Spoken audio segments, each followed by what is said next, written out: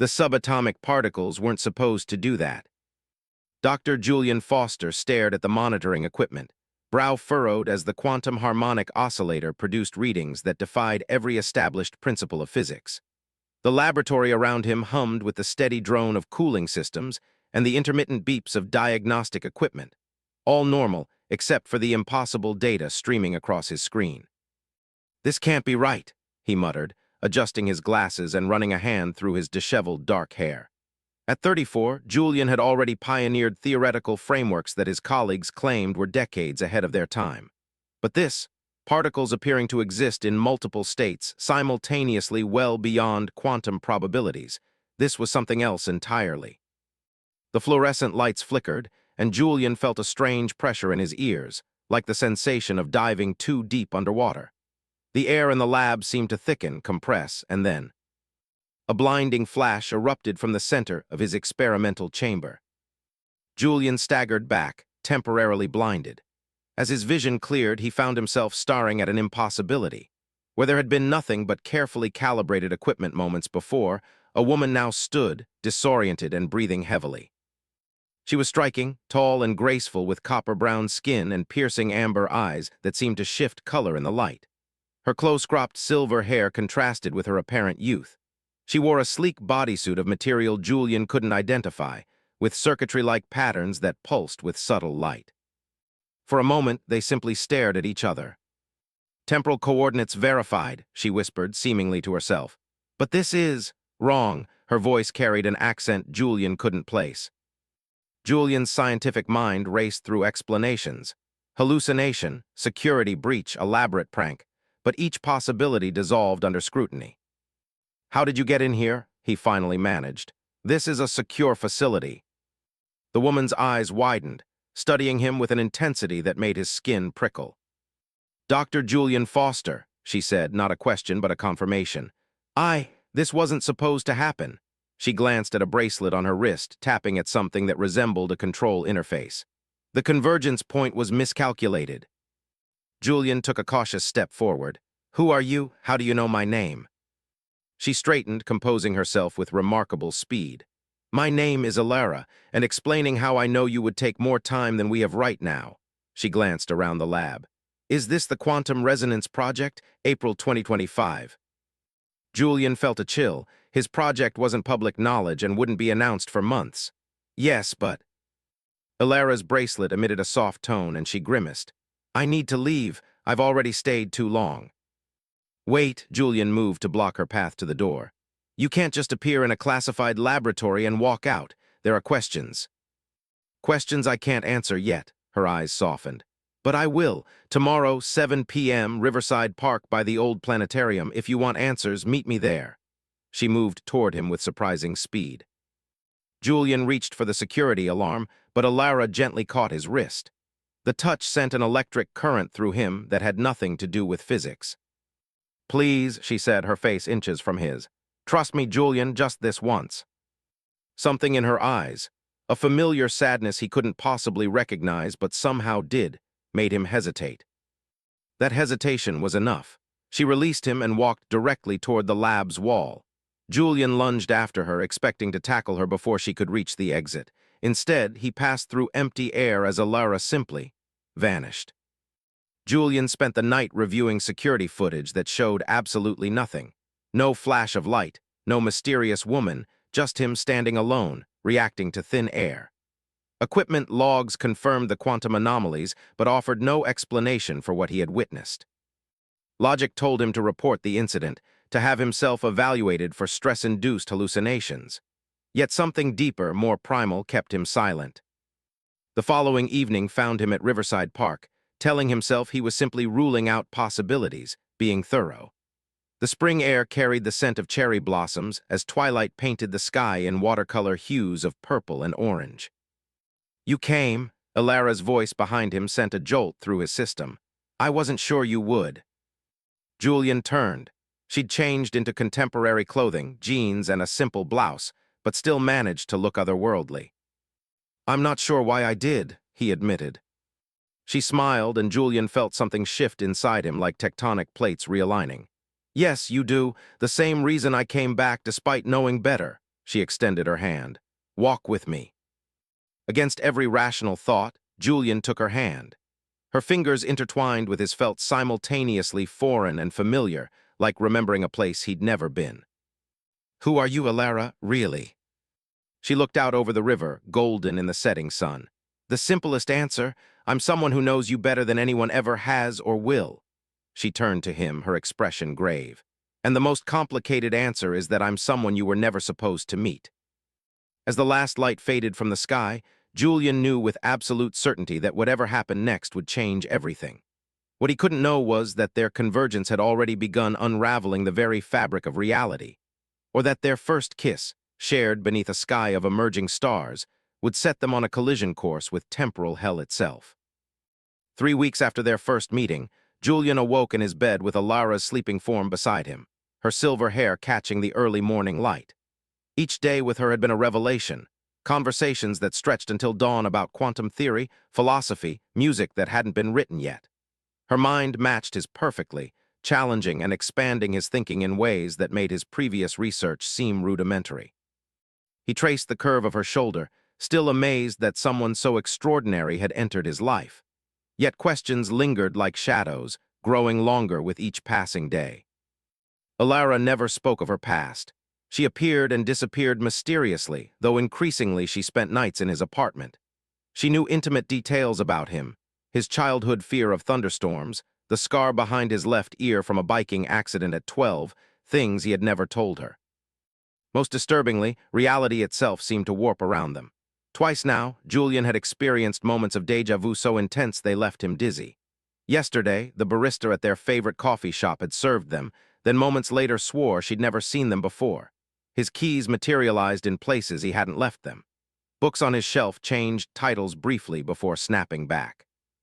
Alara stirred beside him, her amber eyes fluttering open. "You're thinking too loudly," she murmured, pressing her lips to his chest. "Someone has to," he replied, tangling his fingers in her hair.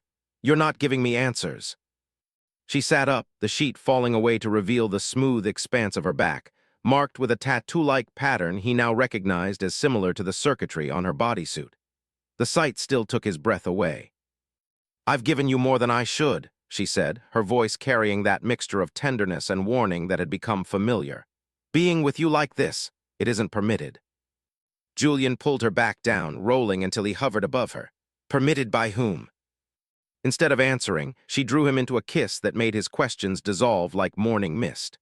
Her body arched against his, and for the 100th time, Julian marveled at how perfectly they fit together, as though they had been designed as two halves of a whole.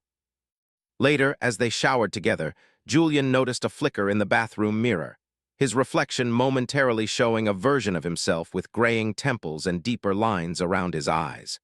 When he blinked, his normal reflection returned.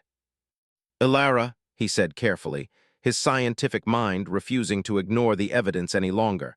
"What's happening to reality around us?" She froze, water streaming down her form.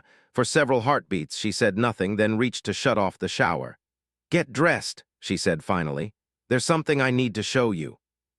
They drove in silence to his laboratory, the facility deserted on a Sunday morning. Julian used his keycard to access the secure area where his quantum resonance equipment hummed with standby power. Alara moved with the confidence of someone who knew the space intimately, though she had only been there once, the day she appeared. "Turn on your equipment," she instructed, removing the bracelet from her wrist. "Full scanning capacity." Julian complied, curiosity overriding caution. The machines whirred to life, sensors beginning their quantum measurements. Alara placed her bracelet in the center of the scanning field. The readings immediately spiked, monitors flashing warnings as the devices detected quantum fluctuations far beyond their programmed parameters. "This," she said, tapping the bracelet, "is a temporal displacement device. It allows the wearer to move through the time stream." Her eyes met his, unwavering. "I was born on February 12, 2162. I'm a temporal physicist from the Institute of Chronological Studies." Julian stared at her, waiting for the punchline, but her expression remained serious. The monitors continued their erratic readings, confirming something extraordinary was happening at a quantum level. "You're saying you're from the future?" The words felt ridiculous leaving his mouth. 137 years forward, yes. She approached him, taking his hands. I was sent back to observe the early stages of what will become the quantum resonance network. Your work, Julian. It's the foundation for temporal travel. Julian pulled away, mind racing. That's impossible. Even theoretical models don't support. They will, she interjected. After your breakthrough next year, the equations you're working on right now are the first step. As if to punctuate her statement, the laboratory lights flickered, and Julian felt that now familiar pressure in his ears. A beaker on a nearby workbench duplicated itself for 3 seconds before merging back into a single object. What was that? He demanded. Alara's face tightened with concern. Temporal fracturing. It's why I need to confess everything now. Our relationship is creating paradoxes, events that shouldn't exist according to causal order. Because you're from the future. Because we were never supposed to meet. She stepped closer, her expression pained. My appearance in your lab was an accident, a malfunction during routine observation. Institute protocol dictates zero interaction with research subjects. But when I saw you, she touched his face tenderly. I knew you, not just from historical records, something deeper. The implications hit Julian like a physical blow. You've been lying to me. Omitting, she corrected. And yes, breaking every rule I swore to uphold. Being with you is a level 1 temporal infraction. What does that mean? Alara's hand trembled slightly. It means the time authority will come for us. They maintain timeline integrity by eliminating paradoxes. Eliminating, Julian repeated, the word hanging ominously between them. Their agents, enforcers, will attempt to reset the timeline, either by separating us or... She couldn't finish. Julian struggled to process everything. Part of him wanted to dismiss it as elaborate deception, yet the evidence had been accumulating. Her knowledge, the temporal anomalies, the quantum readings currently screaming from his equipment. Why tell me now? He asked. Because the fractures are accelerating, and because... Alara's eyes glistened. Because I've fallen in love with you despite knowing the consequences. You deserve the truth before deciding whether those consequences are worth it. Julian felt his world tilting on its axis. Yet beneath the disorientation, something crystallized, a certainty as fundamental as gravity. He drew her into his arms. I don't care what timeline we're breaking. Their kiss was desperate, charged with the newfound weight of their impossible situation. As their bodies pressed together, the lab equipment began emitting alarm tones, reality itself protesting their union. Against the wall, his equations whiteboard briefly showed different formulas, more advanced versions of his work, before flickering back. Julian, Alara whispered against his mouth, loving me comes with a cost. Time doesn't like to be rewritten. He pulled back enough to look into her eyes, those impossible eyes that seemed to contain centuries. Then we'll just have to write a new equation, won't we? Outside the lab windows, the sky momentarily darkened as though night had fallen at midday, then snapped back to morning brightness.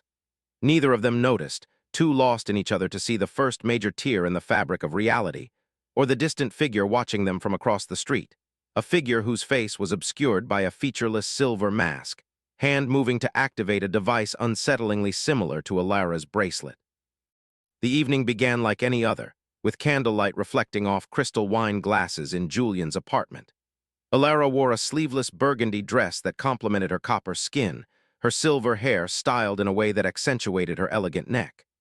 Julian had spent the day at the lab, refining equations with a newfound insight that came from understanding what his work would eventually enable. You look beautiful, he said, raising his glass in a toast. To impossible meetings.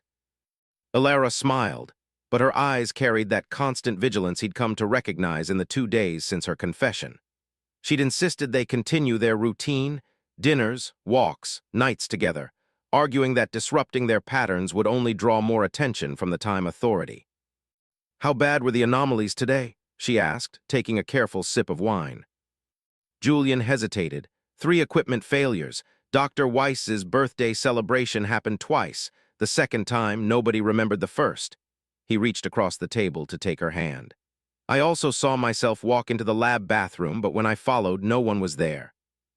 Alara's expression tightened. Temporal duplications. It's escalating faster than I anticipated. Outside the window, Rain began falling upward for a brief moment before gravity reasserted itself. They both pretended not to notice. "Tell me about the time authority," Julian said, refilling their glasses. "How long do we have before they find us?" "It's not a matter of finding. They already know." Alara's fingers traced patterns on the tablecloth. "Temporal infractions create distinctive energy signatures. The more time we spend together, the stronger that signature becomes." "Then why haven't they acted yet?" Alara's gaze met his. "Because enforcer protocols require confirmation of irreparable timeline damage before initiating a reset. They're gathering evidence, watching the fractures multiply." She leaned forward. "Normally, they'd simply separate us, erase specific memories, but our connection has already created too many divergence points." Julian felt a chill. "What does that mean for us?" "It means," Alara's words cut off as her temporal bracelet emitted a high-pitched alarm. Her face went pale. "They're here." The air pressure in the apartment dropped suddenly, making Julian's ears pop. The lights flickered, and all sounds from the street below ceased abruptly. Alara was on her feet instantly, grabbing Julian's hand. "Bedroom now, we need to move." They barely made it 3 steps when reality itself seemed to fold inward. A rectangular distortion appeared in the center of the living room, the air shimmering like heat waves rising from asphalt. From this distortion stepped a figure in a form-fitting silver suit, face hidden behind a featureless mask that reflected their terrified expressions. "Temporal physicist Alara Voss," the figure spoke in a voice devoid of gender or emotion. "You are charged with Class 1 timeline contamination. Subject Julian Foster has been marked for memory purge. Surrender your displacement device and prepare for extraction." Julian stepped in front of Alara protectively. "We're not going anywhere." The enforcer tilted its head, as though the concept of resistance was curious rather than threatening. "Temporal corrections are not optional. They are mathematical necessities." Within human speed, the enforcer raised an arm toward Julian. The device strapped to its wrist emitted a pulse of blue light that froze Julian in place, his body suddenly immobile though his mind remained conscious. Alara acted immediately, her hand flying to her bracelet. Julian watched, helpless, as she twisted a control and the apartment exploded into blinding white light. His body felt simultaneously compressed and stretched, atoms screaming as they were pulled apart then reconfigured. When his vision cleared, they were standing in his laboratory, Alara's arms around him to keep him from collapsing. "What happened?" he gasped, muscles trembling as mobility returned. "Emergency temporal shift." Alara's hands moved frantically over her bracelet. "It won't take them long to track us. We have minutes at most." Julian steadied himself against a workbench. That thing wasn't human. Enforcers aren't people. They're constructs designed to exist outside normal temporal constraints. Alara accessed his computer terminal, fingers flying across the keyboard. "I need to download your current research. If we survive this, you'll need it." Julian stared at her. "If we survive, Alara, what aren't you telling me?" She paused, meeting his gaze with devastating honesty. "The protocol for irreparable timeline damage isn't separation or memory erasure. It's temporal nullification. Which means complete removal from the time stream, as if we never existed." Before Julian could process this, the laboratory door burst open. The enforcer stood in the doorway, silver mask gleaming under the fluorescent lights. "Second infraction," it intoned. "Resisting temporal correction escalates to nullification protocols." It raised both arms, and the air behind it rippled like water. The ripple expanded, forming a swirling vortex of absolute darkness shot through with veins of electric blue light. Through this vortex, Julian caught glimpses of something, not places or times, but the absence of both, a realm of pure chaos where physical laws were meaningless. "Temporal hell," Alara whispered, her voice tight with terror. The sight triggered something primal in Julian. He grabbed Alara's hand and ran for the emergency exit at the back of the lab. The enforcer glided toward them with mechanical precision, the vortex trailing behind like a living thing. As they reached the door, Alara suddenly doubled over, a cry of pain escaping her lips. "Go," she urged, pressing her bracelet into his hand. "The third setting will take you somewhere safe." "Not without you," Julian insisted, supporting her weight. The enforcer was mere steps away now, the swirling vortex of temporal hell expanding to engulf the laboratory equipment. Where it touched, matter disintegrated into component particles before vanishing entirely. Julian activated the emergency sprinkler system. Water cascaded down, momentarily disrupting the Enforcer's visual sensors. In that split second, Julian dragged Alara through the exit door into the stairwell beyond. "What's wrong?" he demanded as they stumbled down the stairs, the wall behind them beginning to warp and distort as the Enforcer pursued. Alara pressed a hand to her abdomen, her face contorted in pain.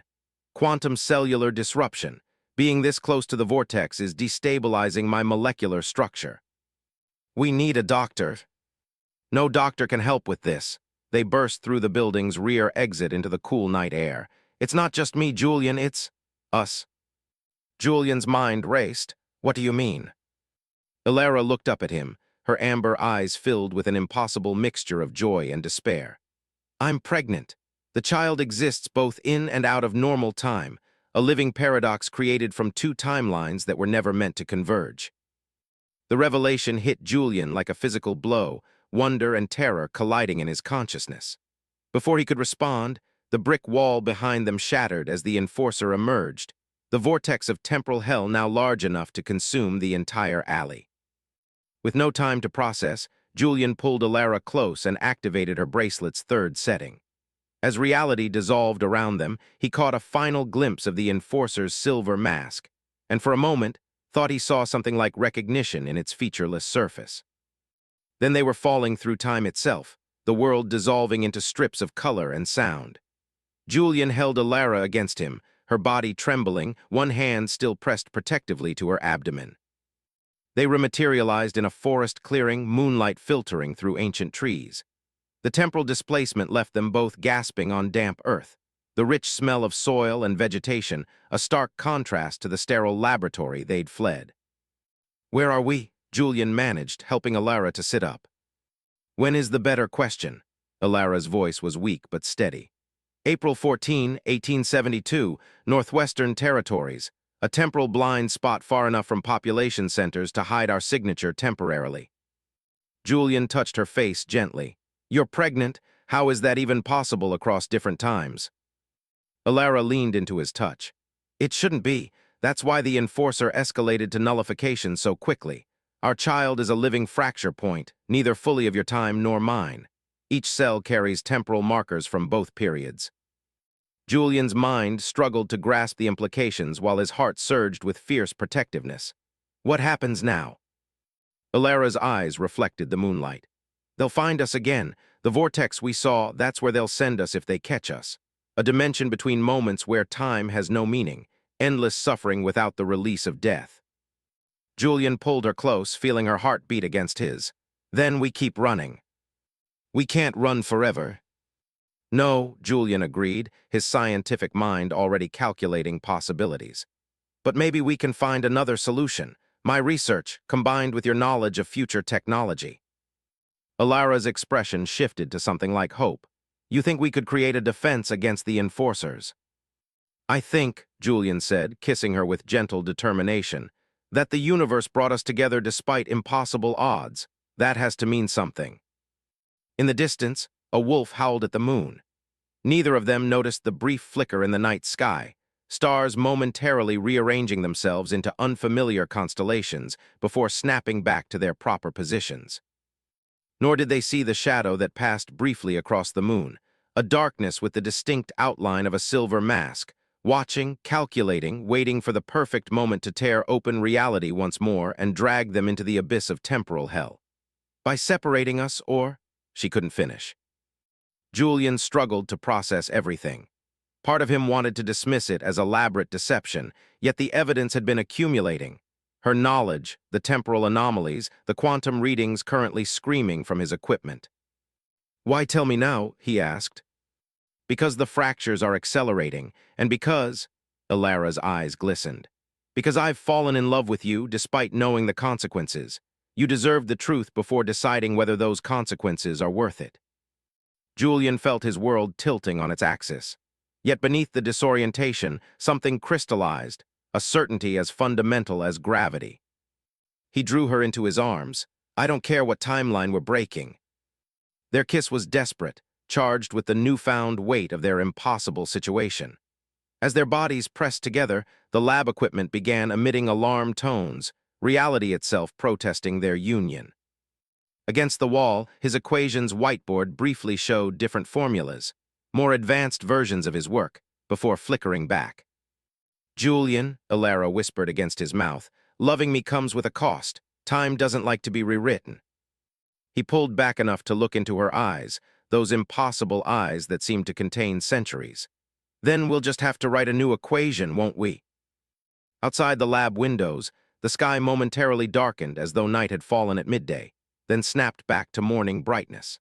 Neither of them noticed, too lost in each other to see the first major tear in the fabric of reality, or the distant figure watching them from across the street, a figure whose face was obscured by a featureless silver mask, hand moving to activate a device unsettlingly similar to Alara's bracelet. The pass smelled of wood smoke and mud. Julian helped Alara out of the crude shelter he'd constructed from fallen branches and moss. 3 days in 1872 had taught him survival skills he never knew he possessed, starting fires without matches, identifying edible plants, fashioning tools from stone and wood. "How are you feeling?" he asked, his hand instinctively moving to her abdomen where their impossible child grew. "The nausea's better," Alara said, her normally silver hair now streaked with strands of electric blue, a side effect of temporal displacement during pregnancy. "But we can't stay here. I felt another ripple last night." Julian nodded grimly. They'd learned to recognize the signs: atmospheric pressure changes, momentary shifts in gravity, animals falling silent. The enforcer was tracking them across time itself. "Your bracelet." Alara examined the temporal device. 1, maybe 2 jumps left before the power cell depletes. We need to choose carefully. Julian helped her to a nearby stream where they drank and washed. Their clothes, his lab uniform and her elegant dress, were now tattered and stained, incongruously modern against the primeval landscape. "I've been thinking," he said, watching her splash water on her face. "What if we went forward instead of backward? To your time, wouldn't you have allies there, resources?" Alara shook her head. "In 2162, I'd be labeled a traitor to temporal order. The punishment would be worse than what the enforcers have planned." She took his hands. "But there's another option. A specific time-space coordinate where the quantum resonance network will be in early development, not stable enough for sanctioned travel, but perhaps enough for us to modify it." "Modify it how?" "To create a pocket dimension, a place outside normal time where we could exist together with our child." The hope in her voice was contagious, but Julian's scientific mind identified the flaw immediately. "Wouldn't that just create another paradox?" "Not if we remove ourselves from both our original timelines completely." Her eyes held steady on his. "But Julian, it would mean never returning to 2025, leaving behind everything and everyone you know." Before he could answer, the forest around them went unnaturally silent. "He's coming," Alara whispered, fear sharpening her features. "We need to jump now." Julian grabbed their few possessions as Alara programmed the bracelet. The air split open before them, revealing the swirling chaos of the time stream. Hand in hand, they leapt through. The sensation of temporal displacement never became easier. The crushing pressure, the feeling of being unmade and remade one atom at a time. They materialized in a sunlit plaza surrounded by Renaissance architecture, the air filled with the sounds of a bustling Italian market. "Florence 1478, Alara gasped, steadying herself against him. "The golden age of art and science." They blended in as best they could, stealing clothes from a washing line and finding shelter in an abandoned storage room above a bakery. For 2 precious weeks, they lived as ghosts in history, wandering the streets hand in hand, watching Botticelli at work, listening to debates that would shape Western thought for centuries. Yet even here, time betrayed them. Citizens began reporting strange sightings, duplicate buildings that vanished when approached, rain that fell upward, statues that changed poses overnight. The temporal fractures followed them like faithful hounds. On the 16th day, as they lay tangled in each other on their makeshift bed, Julian noticed Alara's abdomen glowing with a faint blue light. "The baby," she explained, placing his hand over the glow. "Growing at an accelerated rate, existing in multiple timelines simultaneously." Julian felt movement beneath his palm, impossibly strong for a pregnancy so early. Is it hurting you? Alara's smile was bittersweet. Our child exists beyond normal physical laws. The pain is manageable. That night, the enforcer found them again. They barely escaped, Alara programming a desperate jump as the silver-masked figure reached for them across the bakery roof. They bounced through history like stones skipping across water. 2 days in the court of Louis XIV, a week hiding among Viking settlements in Norway, 3 terrifying hours in the trenches of World War I. Each jump weakened the bracelet further. Each destination unraveled faster than the last. The Mars colony of 2132 provided their longest respite, a month in an abandoned research outpost on the Red Planet's northern ice cap. There, Julian experienced his first temporal echo, a vision of himself finding Alara's body, cold and still beside an empty cradle. The vision felt more like memory than premonition, leaving him shaken and desperate. I've seen it too, Alara admitted when he described the experience. Different versions, different outcomes, none of them happy. Her pregnancy now showed clearly, her abdomen swollen and lined with glowing blue veins that pulsed in rhythm with temporal fluctuations. The baby developed in surges, sometimes appearing to be months along, other times seeming to recede into earlier development. Alara weakened with each cycle. Julian used the outpost's equipment to continue his research, combining his quantum theories with Alara's future knowledge. On the 33rd day, he made a breakthrough. The quantum resonance network isn't just a means of travel, he explained, showing her his calculations. It's a framework that connects all possible timelines, if we could access it directly. We could create that pocket dimension, Alara finished, her eyes brightening with the first real hope in months. As if in response to that hope, the outpost systems failed simultaneously. Through the viewport, they watched as the Martian sky split open like a wound, revealing the swirling chaos of temporal hell. At its center floated the enforcer, silver mask gleaming in the otherworldly light. With the bracelet's power nearly depleted, they made one final, desperate jump, not to another time or place, but toward the one person in all of history who might help them escape the enforcer's relentless pursuit. They materialized in Julian's laboratory exactly 6 months after they had fled it, but not in their timeline. In this version of 2025, the lab was empty of personnel, its equipment modified in ways Julian had only theorized. And standing before the central console was another Julian Foster, older, his face lined with grief, his eyes widening in shock as he beheld the impossible. A pregnant Alara, alive and holding the hand of his younger self. You shouldn't be here, the older Julian whispered, his voice rough with disbelief. You're dead, both of you.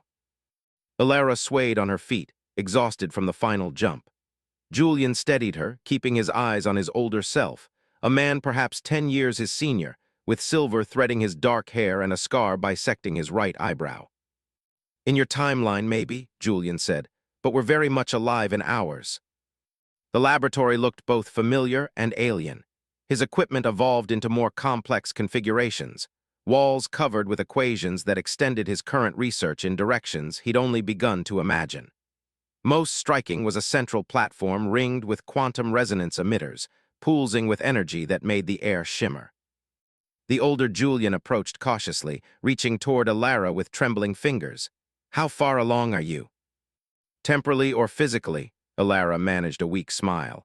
The baby exists across multiple timelines simultaneously. Development is unpredictable. Something like pain crossed the older Julian's face. In my timeline, the enforcer caught you in Renaissance Florence. I watched you both disappear into temporal hell. I've spent every day since then trying to reach you. That's what this is, Julian gestured to the modified equipment. A rescue attempt. A salvation machine, his older self corrected, designed to create a stable pocket dimension outside normal temporal constraints. He looked between them. But you're not my Alara and Julian, you're variants, another branching possibility. Before either could respond, alarms blared throughout the laboratory. Monitors flashed with warnings as reality itself seemed to shudder. Through the windows, they watched the sky tear open like fabric, revealing the swirling chaos of temporal hell. He's found us, Alara gasped, clutching her abdomen where blue light pulsed with increasing intensity. The final convergence point. The older Julian moved with practiced efficiency, activating systems and adjusting controls. The machine isn't ready, but it's our only chance. Help me. Julian joined his older self at the controls, instantly understanding the modifications. Together, they worked to stabilize the quantum field as Alara monitored the approaching temporal disruption. 3 minutes until the Enforcer breaches this reality, she warned, her scientific training asserting itself despite her weakened state. Why is he so determined to find us? Julian asked, hands flying across the keyboard. There must be thousands of temporal infractions throughout history. The older Julian's expression darkened. Because of who your child becomes. He hesitated, then continued. In the timeline where Alara died, I still had her research. I discovered that our child, born of 2 timelines, would eventually evolve into something beyond human comprehension, a being capable of rewriting reality itself. A threat to the Time Authority, Alara concluded, understanding dawning on her face. Or its salvation, the older Julian countered. That's what they fear most, not destruction, but transformation, change they can't control. Outside, the tear in reality widened. Through it, they glimpsed the silver-masked Enforcer floating in the void, surrounded by fragments of shattered timelines. Field stabilizing at 60%, Julian reported, reading the monitors. Is that enough? His older self shook his head. We need at least 85% for a sustainable pocket dimension, otherwise the collapse will.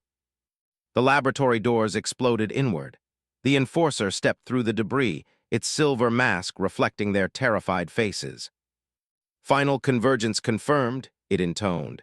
Timeline collapse imminent, prepare for nullification. Behind the Enforcer, temporal hell spilled into the laboratory, a living void that consumed everything it touched. Equipment, furniture, and entire sections of wall vanished into nothingness. Get Alara onto the platform, the older Julian commanded, positioning himself between them and the Enforcer. I'll buy you time. Julian hesitated, unwilling to sacrifice his other self. Go, the older Julian shouted, grabbing a modified quantum particle emitter. This is what I've been waiting for, a chance to save her in at least one timeline. Julian lifted Alara, now barely conscious, carrying her to the central platform as his older self confronted the Enforcer. The particle emitter fired a beam of concentrated energy that temporarily disrupted the Enforcer's form, causing it to flicker like a faulty hologram. The field's still unstable, Julian called out, monitoring readings from the platform controls. We're only at 70%. The older Julian backed toward them, still firing at the Enforcer. There's one way to reach 85%. His eyes met Julian's with grim determination. A temporal convergence loop, if 2 identical quantum signatures merge. No, Julian interrupted, understanding immediately. The feedback would destroy your consciousness. My consciousness for your future, his older self countered. For her future, for your child's future. It's a price I've been willing to pay since the day I lost her. The Enforcer recovered, advancing relentlessly as more of the laboratory dissolved into the void. Alara stirred on the platform, her eyes opening. Julian, she called weakly, the baby, something's happening. Her abdomen glowed with blinding blue light, temporal energy radiating outward in waves that momentarily pushed back the encroaching void. The child is activating, the Enforcer stated, its mechanical voice carrying a note of something almost like fear. Timeline collapse accelerating, nullification protocols initiated. The older Julian reached the platform, standing beside his younger self. There's no more time. He placed his hands on the quantum field emitters. When I merge with you, activate the field immediately. The pocket dimension will form around you both. What happens then? Julian demanded, still reluctant. His older self smiled sadly. Something new, something unprecedented. He looked at Alara with undisguised love. Tell our child about a timeline where their father loved their mother enough to break reality itself. Without waiting for a response, the older Julian stepped into the quantum field surrounding them. His body dissolved into particles of light that flowed into Julian like water finding its level. The sensation was indescribable. Memories that weren't his flooded his consciousness. A decade of grief and determination merging with his own experiences. Through doubled vision, Julian saw the Enforcer reach the platform, its hand extending toward Alara's glowing abdomen. With merged knowledge guiding him, Julian activated the final sequence. The quantum field expanded exponentially, reality folding inward around them. The laboratory, the enforcer, temporal hell itself, all of it contracted to a single point of light before exploding outward into something else. Julian held Alara as existence reconstructed itself around them. There was no laboratory, no Earth, no recognizable reality, only a space between spaces, a moment between moments. Colors that had no names flowed like liquid across surfaces that defied geometry. Physics rewrote itself with each breath. "Where are we?" Alara whispered, her strength returning as the blue glow from her abdomen suffused their surroundings. "Everywhere and nowhere," Julian answered with the certainty of doubled knowledge. "We've created a pocket dimension outside normal time, sustained by the quantum signature of our child." Alara looked around in wonder. "Can the enforcer reach us here?" "No," Julian said, holding her close. "This place exists according to rules the Time Authority can't comprehend. We're beyond their reach." As if in response, the blue glow from Alara's abdomen pulsed warmly. The pocket dimension stabilized around them, beginning to take form from their thoughts and memories. A sunset over water, a forest clearing, a laboratory filled with possibility. "What happens now?" Alara asked, her hand joining his over their child. Julian smiled, his mind filled with quantum equations and technological knowledge from a timeline that no longer existed. Gifts from a version of himself who had sacrificed everything for this moment. "Now," he said, kissing her beneath a sky they had created together, "we write our own equations, we build our own time." Around them, their pocket universe continued to form, not a prison outside reality, but a new reality altogether. One where a child born of paradox could grow without fear, where love that defied temporal law could flourish, where time itself bent to accommodate the impossible. In the spaces between established history, in the quantum foam between moments, a new timeline took root, one that the Time Authority could neither predict nor control. A timeline born from a single, impossible meeting between a physicist and a woman who appeared out of thin air. A timeline that began, as all the best stories do, with a convergence point that was never supposed to happen, but somehow, against all odds and across all of time itself, did.